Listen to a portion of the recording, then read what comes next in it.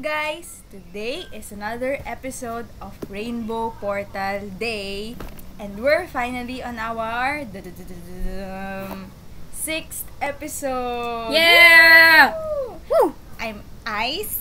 And I'm Ace, and we're talking about fighting urges and championing self-discipline featuring consistency. Ayun yung title natin for today's video. Ay, mali. For today's podcast pala. Medyo serious topic. Feeling Oo niya nga. serious And siya siya mabigat. pero actually relatable siya sa lahat. Oo, And, relatable. Kasi sino ba walang self-indulgence, di ba? Ang dali niya ma-detect kung ano yung mga self-indulgent tendencies mo, ganyan. And hindi mo namamalaya na ginagawa mo na pala yun hanggang sa maging unhealthy na siya. For Totoo. your own For your own good. good. Hinihintay mo ba yung kadugtong? Oo, Hinihintay mo. hinihintay ko yung kadugtong. Ako iniisip ko pa kung ano yung kadugtong eh. Ayun. Pero ikaw ba, what are the things you like to indulge yourself in? Ako, feeling ko, ito talaga yung pinakasakit ko and kailangan ko siyang ma-remove sa sistema ko. Pero ang hirap niyang gawin. I mean, challenge siya. Struggle pa rin siya sa akin, which is yung too much use of phone and yung paggamit ng social media. Like, umaabot sa 10 hours average. Ang average ko sa isang linggo sa exposure ko sa cellphone. And I know it's not healthy and wala naman akong ginawa buong araw kundi umupo lang tapos nakain na nun yung buong araw ko sa paggamit ng social media, ng phone without doing anything productive. I will raise my hand. I am guilty of it, Your Honor. Pero Ikaw ba, usually, Ace? anong sockmeds yung Ay, ginagamit? ako. So, oh my God. Ano? Social media na ginagamit ko usually ay Twitter, So, like, Instagram, TikTok, Ah. yung mga, yun, typical na social media apps. So, yung mga na, ganong apps, 10 hours ka? Oo. Doon lang Oh. naubos yung paggamit ko sa Pero hindi 10 hours each ha. Like, overall lang yon sa isang araw. Mas sockmed din ako, and usually ginagamit kong social media apps are Twitter, minsan Instagram, minsan TikTok, tas Messenger. Tapos, kapag wala talaga akong magawa, Pinterest. Kasi gusto kong tumitingin ng mga images, tsaka gumagawa ng boards. Pinaka ginagamit kong social media apps talaga yung walang palya. Everyday, 24/7 is Spotify. Hindi talaga ako mabubuhay na walang music. And mahilig ako gumawa ng playlist. Siguro ayun na rin yung guilty pleasure ko. Kaso ayoko siyang sabihin na unhealthy habit. Kasi unhealthy ba yun? Makikinig ka lang ng music. Actually, Tsaka makikinig ng therapeutic pa nga podcast. siya eh. Yeah, di ba? Ang dami mo ring matututunan. And mag-enjoy ka pa listening to music and discovering new genres, di ba? So, ayun. Iba-iba ko ding guilty pleasure, I think. Nowadays is mag-cook ng simple recipes lang na sinesearch ko online. Hindi ako mahilig magluto dati. Simula lang siguro nung pandemic, nag-start ako magluto. So, ayun, guilty pleasure ko kasi mahilig ako kumain. And wala lang, kapag nakaka-cook ako ng dish, parang ang fulfilling niya. I know ikaw din, nagluluto ka rin, di ba? Yep. Yup. Pero yung kinocook ni Ice, puro Filipino dish, if I'm not wrong. Yep. Ako And ikaw kasi- more on diba? Yung pang Ano? international side. Oo. Wala lang, parang mas madali kasing lutuin. I don't know. Baka that's just my preference. Anyway, so ayun yung guilty pleasure ko. And dati, yung isa ko rin sa mga guilty pleasures is accumulating books and reading them. Ngayon, I accumulate books, pero I don't read them. Ginagawa mo ng collection. Nag-stop na rin ako mag-buy ng books or bumili ng books kasi wala na akong time magbasa and bumili ng hardcover or paperback na books. Kasi sobrang mahal na niya eh. Like, it's not worth it anymore. Oh my God! I'm on the point na hindi na siya worth it. Parang mas worth it na lang yung online na magbasa. You know what I mean? Ganun. Parang digitalize. Kasi, Ang mahal na niya talaga, legit. Yung price ng paperback dati, price ng hardcover ngayon. Noon. Noon. Diba? Tama. Hindi! Yung tama. Ngayon. Yung price ng paperback ngayon. Per back ngayon. price ng hardcover noon. dati. Oo, tama. Diba? So, yeah. Kaya yun. Ayun yung guilty pleasure ko dati. Ikaw naman. Yung parang naka-stock na lang siya sa shelves mo pero hindi mo talaga siya ginamit at all. Parang siguro yung nahanap mo na pleasure doon yung feeling na nabili mo siya, may nahahawakan ka na flex na libro. Pero I didn't like that. Kaya after years, trinatry ko talaga basahin. Currently, konti na lang yung hindi ko nababasa. Books. Congratulations. Ano yan, character development yan para sa'yo. Tama.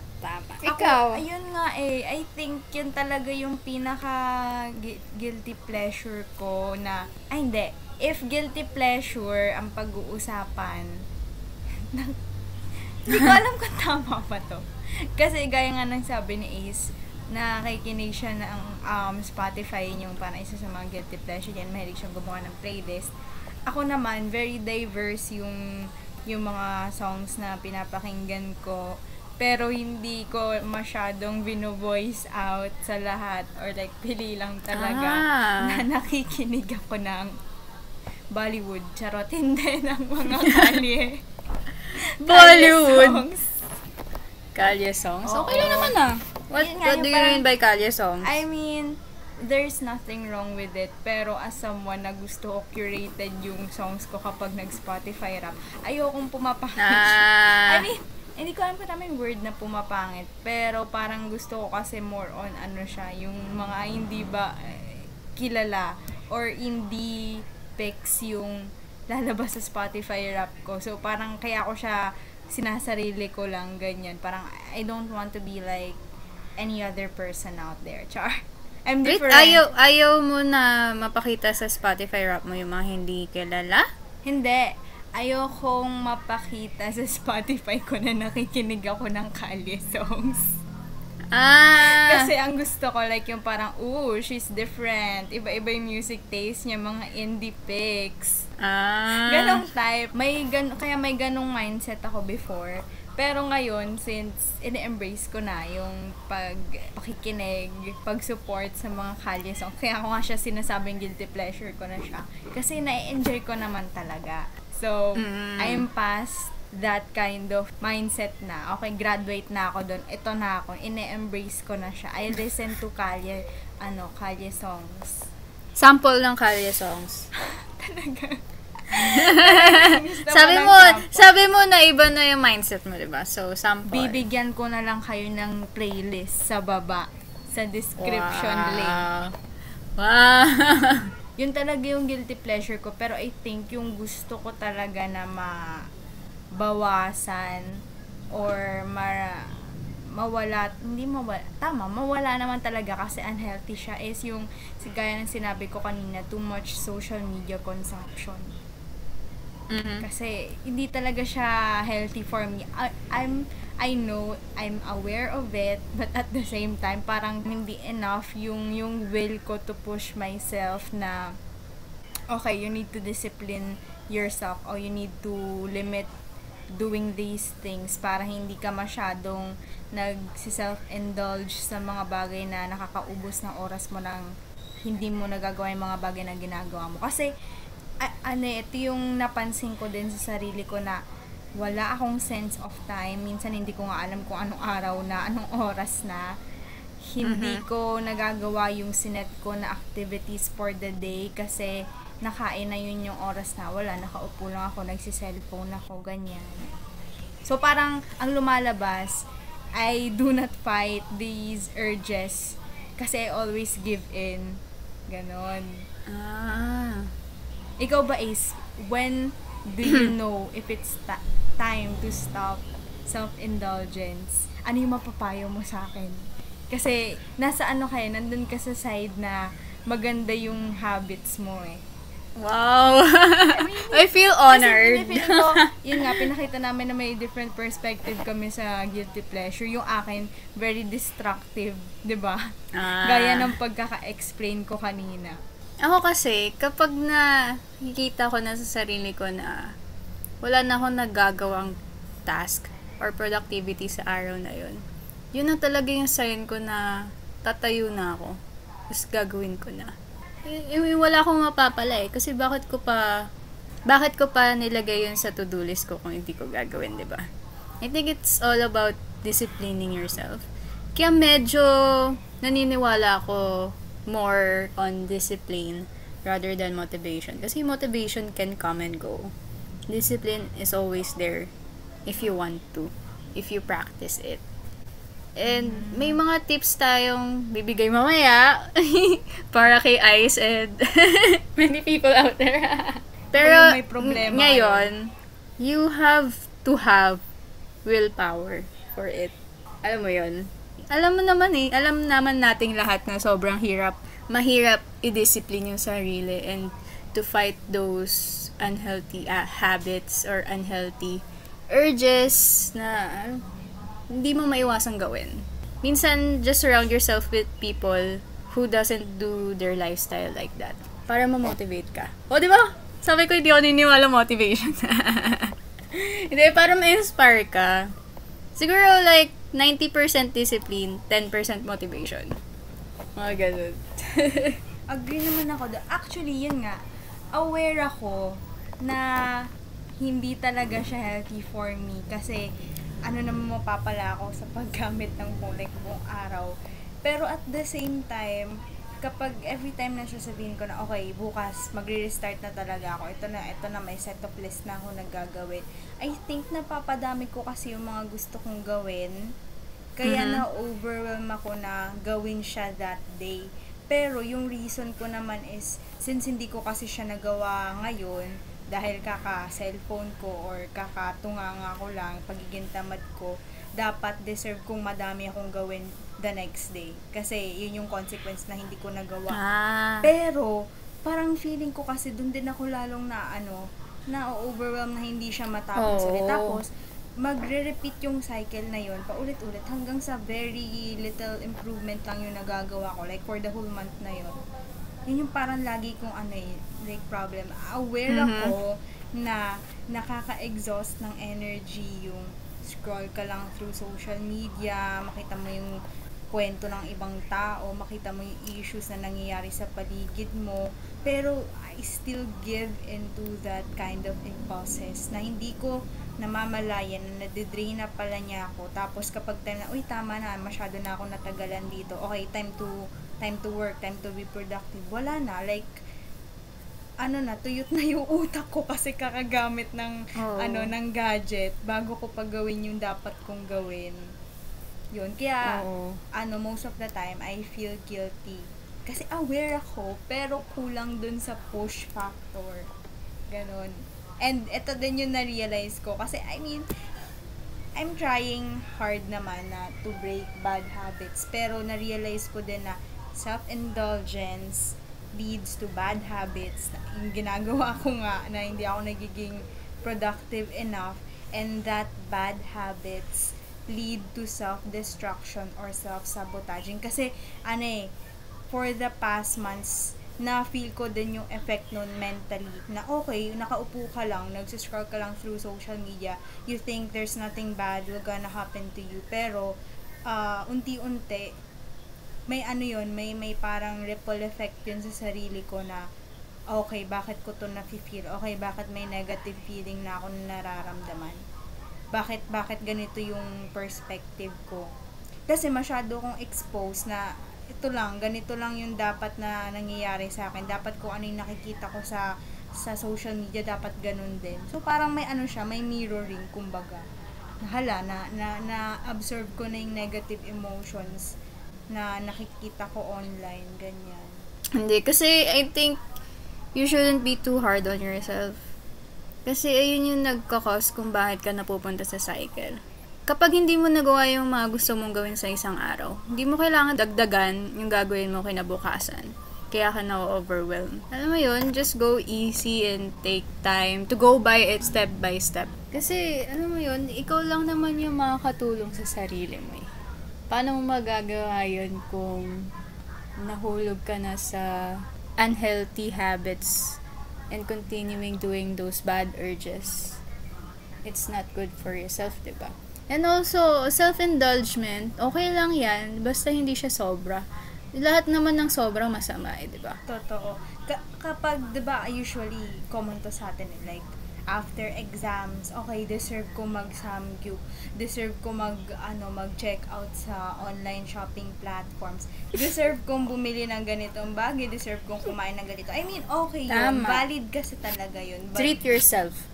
too much of the things that you love is unhealthy. Pero Just deserve mo face yun. yourself. Oo. Oo, tama. Deserve mo yun. Just face yourself. Alam mo kung ano yung sumusobra na. Kapag, kunwari, gusto mo na ice cream, di ba? So, kakain ka ng ice cream sa araw na to. Tapos, inaraw-araw mo mag-ice cream. Parang, magka-diabetes ka niyan, di ba?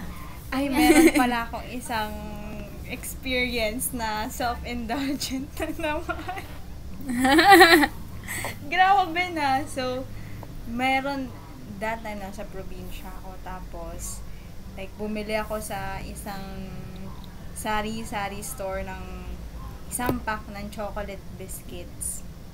Mhm. Tapos, buong araw, inubos ko yun. Isang pack na yun ng isang araw lang kasi sarap na sarap ako. And, yung consequence ng pangyayaring yun, kinabukasan, the day after, sobrang namaga yung gums ko. Like, to the point na hirap akong kumain. So, ayun. So, sobrang gusto ko ng chocolate. Ayun yung kinalabasan. Parang nag-last yung pamamaganon hanggang 1 week or so. Grabe, 1 week. Tapos isang araw lang. Yes. So, yun. Diba? Too much is bad for your health. Literally. Totoo. Pero malalaman mo naman kung time na mag-stop ng sobrang self-indulgement kapag na-realize mo na paulit-ulit mong ginagawa.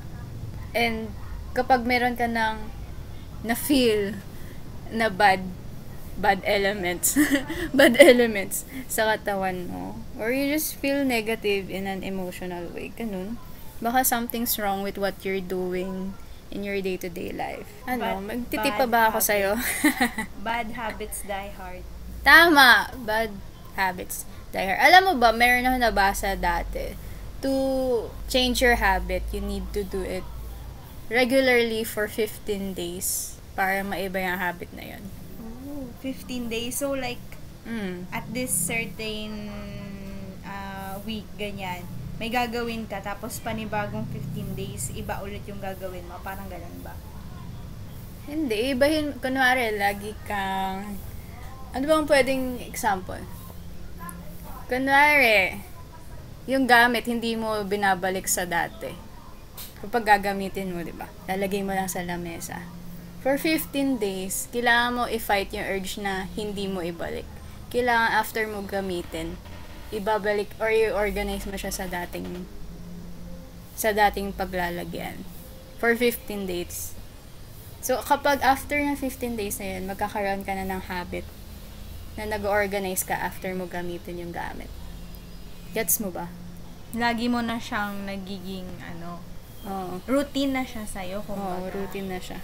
Oh, Magiging okay. habit na siya after 15 days.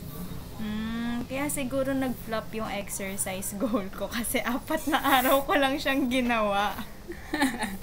Pero alam mo, sa most articles, says that on the 3rd or 4th day, yun talaga yung pinakamahirap na Crucial araw. siya, no? Yung parang nandun ka sa brink Oo. na gusto ko tong ituloy para ma-push ko yung sarili ko na maging routine ko nga siya para sa mga susunod na araw, mas madali na siya. And at the same time, gusto ko nang sumuko kasi nakakapagod siya. Oo. I Para think- sa iyo ba? Sige, Sige. Tuloy mo muna.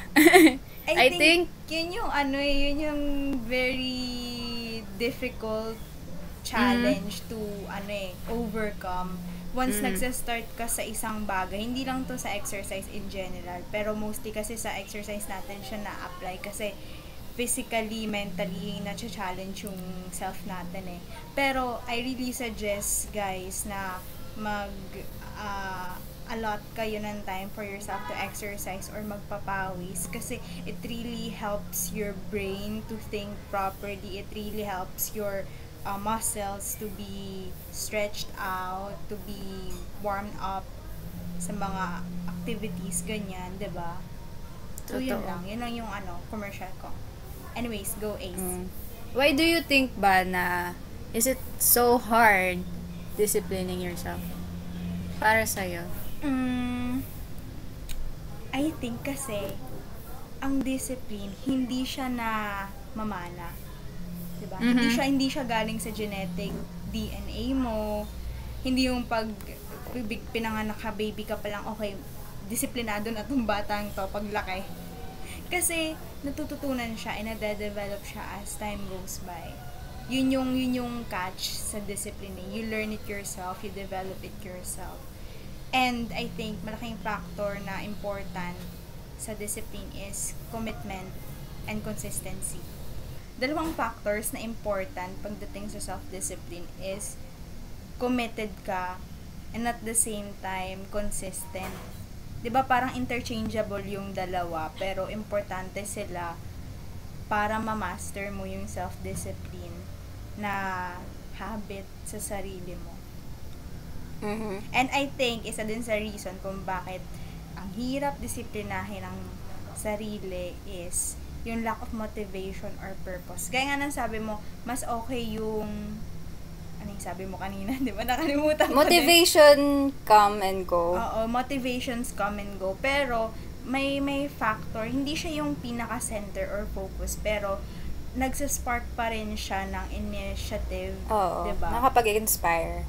Yun. So, I think kaya din wala yung self-discipline. Hindi siya madaling gawin dahil lack of motivation or purpose din at the same time. It sparks initiative, parang gano'n. Oo. Alam mo, feel ko kung bakit sobrang hirap mag-discipline ng sarili. This is because people always love to do the easy things more than doing the hard things. Mas gusto nila yung pleasure and comfort. Instant gratification. Feeling Yeah, ko normal mas- yan. oo. Normal yan sa Philippines. I think may culture na gano'n yung mga Pinoy eh. Instant gratification. Instead na i-delay nila yon para sa mas malaking opportunity or result. Totoo. Kaya nahihirapan sila mag-discipline. Kasi ayaw nila na na-change yung day-to-day or routine nila. Tsaka, minsan, may mga tao na half-hearted lang na gustong gawin yung habit na yun. Kunwari, gusto mo mag-exercise, di ba? Kasi, napanood mo yung mga tao sa TikTok or YouTube na nag-exercise, tapos healthy body ka na, gusto mo rin ng healthy body, kaya ka nag-exercise. Pero half-hearted ka nang gawin yun kasi na-influence ka lang naman, hindi mo talaga siya gusto. Yung wala yung buong puso mo dun sa gagawin mong routine, hindi mo talaga siya magagawa consistently. Kasi hindi ka committed dun sa bagay na yun. So, hindi mo talaga siya magagawa. Especially, self-discipline. Kung puro urge ka lang na urge to eat chocolates everyday, sweets, kahit bawal sa'yo, hindi mo siya magagawa, hindi mo siya ma-attain yung self-discipline. I think yun yung mga factors na nag-hinder to have a self-discipline lifestyle. Ayun. Kaya, consistency is very important, kagaya ng sinabi mo nga. Consistency makes you achieve great results, tsaka it gives us healthy habits and acquire very special, very skillful abilities. Consistency gives you confidence, to be honest. Nakaka-confident kaya kapag consistent ka, tapos na-achieve mo yun, na-finish mo yung finish line. Kasi consistent ka. Tapos, iboboast mo sa'yo. I-flex mo. Ay, nagawa ko to, di ba? Nagawa ko yung 15-day workout. Or, natapos ko yung degree ko sa college. Kasi consistent ako. Kaya, you should just take action every day to be consistent. And, kagaya ng sinabi ko kanina, mas okay na sinusurround mo yung sarili mo with people who are very into achieving things. Yung lagi nilang sinu-self-talk sarili nila. Lagi silang nakafocus or they're always on the right track to achieve their goals. Kasi kung nasa loob ka ng ganong klaseng circle, pati ikaw, ma-expose ka sa ganong lifestyle and mindset. Oo, I agree. Kasi kapag you surround yourself with people na may goal din, na-adapt mo yung habit nila eh. Na-influence ka na gawin din yun. And I think consistency in connection with that helps you gain momentum. And once you get the hang of it, everything gets easier. Kasi 'di ba, once may momentum ka na, hindi na siya mahirap sa'yo na gawin kasi paulit-ulit mo na siyang na-experience or ginagawa to the point na okay, hindi na to challenge sa akin na na gawin na hindi ibalik yung mga gamit na ginagamit ko sa tamang lalagyan kasi kaya ko na siyang ilagay sa dati.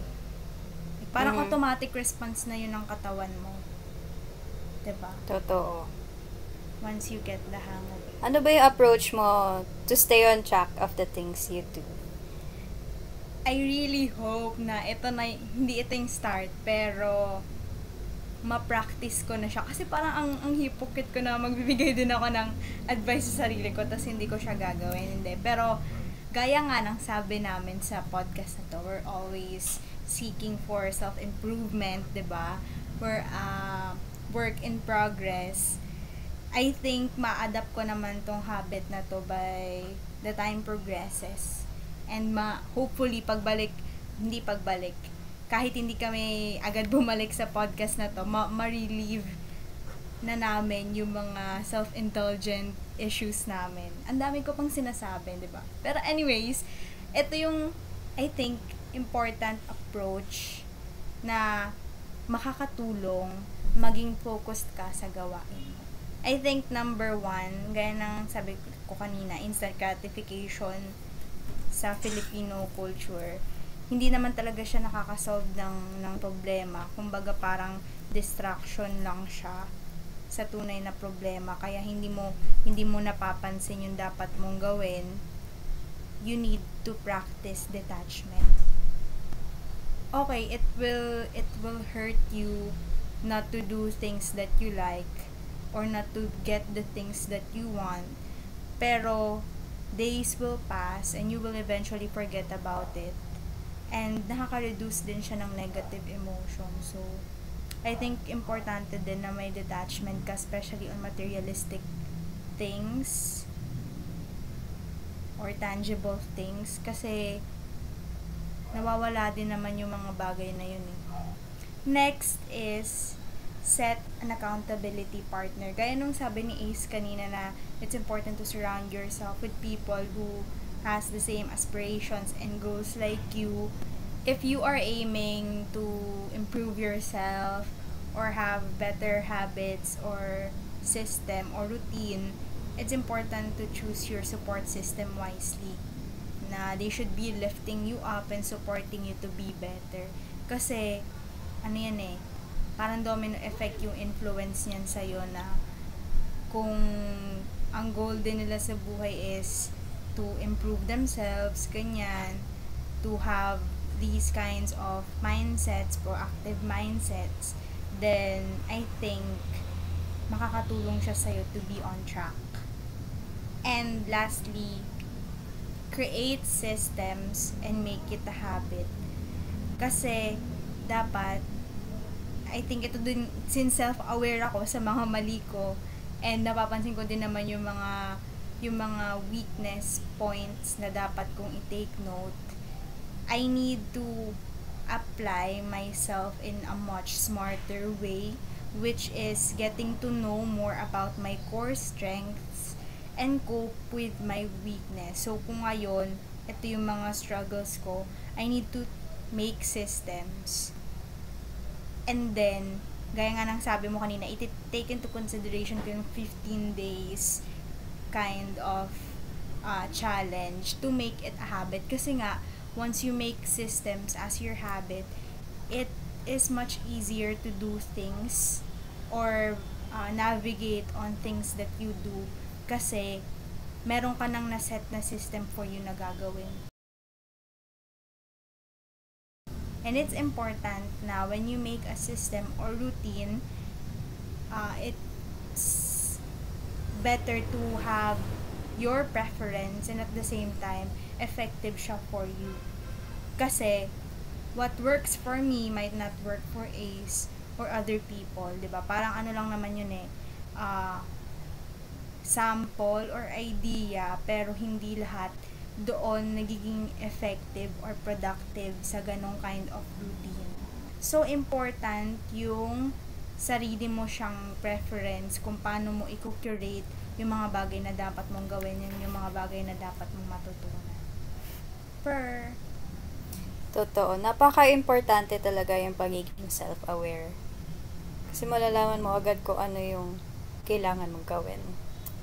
Kaya, for me naman, I think the most important thing is self-talk. Maganda yung self-talk kasi motivate mo yung sarili mo. And, you need to self-talk the right way. Kasi sometimes, self-talking could be so degrading. Kasi you can be your own worst enemy. As well as your own hater. Best friend. Oo. Diba? Kaya if you go down that rabbit hole of self-loathing, hindi ka na makakabalik or makakaahon agad dun. Kaya you have to self-talk the right way. So you just feed your mind the right words. Okay lang yan. Kaya mo yan. Magagawa mo yan. Kahit magkamali ka, you can still get up and try again. Failure is just lessons and rejection is just redirection. Yung mga ganong klaseng quotes, kahit mamili ka lang sa Google. Basta, you have to be careful on the words you choose to say to yourself and how you motivate yourself. After you motivate or you just talk to yourself, go plan or organize your activities or habits. Sabi nga ni Ice, gawa ka ng system to create habits. Maganda talaga na planner kang tao. Kasi navi-visualize mo kung ano yung mga gusto mong gawin sa araw na to. Pero if you're not a planner, then lagay mo lang sa utak mo. Ganun din. Yung notepad nila sa utak nila. Ayun, kung hindi ka planner, then just create habits that will really empower you to go on the right track or just stay on the right track. I think magandang habit yung meditation. Feeling ko na pag-usapan na natin meditation sa ibang episodes. Sa season 1 maybe, I think. Pero maganda yung meditation kasi it helps you to clear your mind. It helps you to focus. And then, magkakaroon ka ng productivity. Nakaka-reduce din ng stress yung meditation. Alam mo, after meditating, kahit 20 minutes lang yan, or 10 minutes sa isang araw, naka-help yan sa anxiety or sa nervousness or stress. Magandang habit yan to have. And for the third and last one, be responsible. Have that willpower to get you on track. You have to understand what you need to do and be accountable for it. If you want to go and exercise, be responsible and do exercise. If you want to run every morning, take accountability and run every morning. Alam mo yun, don't sabotage yourself. And have self-accountability. Ayun. Focus on your goals. Parang na akong dito, quotes sa Hallmark. Pwede nang isabit, tapos ibenta sa parating na Pasko. Oo nga. Pero very well said, diba? Grabe. Natamaan ako sa dulo mong sinabi, kaya natahimik na ako. Ay! Pero all in all, talaga Pero okay lang nakakatulong yun. siya. Tama. Alam mo, kung hindi mo magawa ngayon, okay lang kinabukasan. Kung hindi kinabukasan, okay lang sa kinabukas. Walang humahabol sa'yo. There's no time limit. If you can't do it today, then just do it tomorrow. Don't be too hard on yourself. True. And I think yung pinaka-bottom line lang din ito is knowing your limitations, knowing when to stop, teaching yourself to be disciplined, and consistency on doing things is the key to have a better outcome for the things that you are doing. Okay lang yon, deserve mo maging masaya, deserve mong kumain, mag-samgyup, or anything that makes you happy. Pero yun nga, too much can also lead you to bad habits and self-sabotaging yourself at the end of the day. So, we don't want that to happen. Kaya, Tama. you need to, have good habits. Diba? For yourself. Alam mo, bad habits, kanta yan eh. Bad habits. By Ed Sheeran. Yes. Ayun. So, Ice! Do Yes, the honors. Okay, so that's where we wrap our episode for today. So you can listen to this episode through YouTube and Spotify. Just search Rainbow Portal Podcast and you will definitely see our channel. So see you again next Nice. time. Bye-bye. Thank you for listening.